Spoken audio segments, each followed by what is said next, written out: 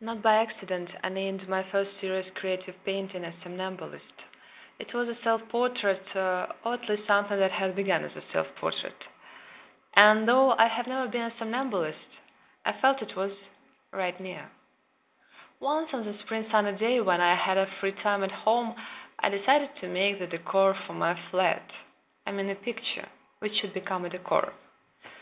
Basically, this was a normal step for me as for education interior designer. At university, I had painting and drawing, and I was quite good at it.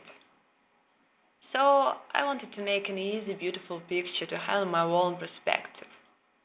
Did I know then what demons in my head would I disturb? Something tremblingly connected with me began its own play, and I just let it happen. I can't even say exactly how it happened. Something grew on the face of the girl in the picture. She began coming alive, and I didn't know whether it was still me. That condition was like the extension of sleeping, of dreaming, though I was standing on my feet and my eyes were opened. I didn't know where my consciousness was at the time. It is the peculiar perception of the world. But feelings you can always get more. Our minds are limited, but I'm not about to be limited. I love mess. Really love mess. I'm getting mad about it. Mess is the skeleton of the space. Everything appears from the mess. Everything grows from the mess. I want my pictures not to be made, not to be painted. I want them to be grown, not to be beautiful, but to be passionate, to excite feelings. I am seeking for the strongest feelings, whether good or bad. Strength is the most important. Feelings are what take us away from the earth.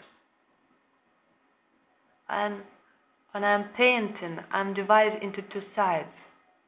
One is flying in the space and brings things from there, which the second side misses so much. And I'm watching the process of my own feelings, and then I'm very excited about the results. Sometimes it is disappointing. But in the final, it always comes to right. And I think this is just a question of faith. I believe I'll get it all. I mean all. I think I could never get all with my brains, even if I use it in art. But what is so amusing? That after such intuitive painting, I began to know that methods and techniques in art I have never learned. I think if I learned it, it would be in a much longer way. It is clear that bright color, ethnic and natural motifs make me feel. What do I paint? My love and happiness. Very abstract things. They don't have clear lines or limits. They are not a pink or a yellow.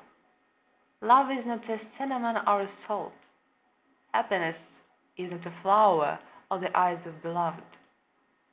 Cinnamon, salt, flower, and eyes are only catalysts. But I think the point is not to shut eyes on them. On the contrary, the point is always to see it, but never lose understanding what is the initial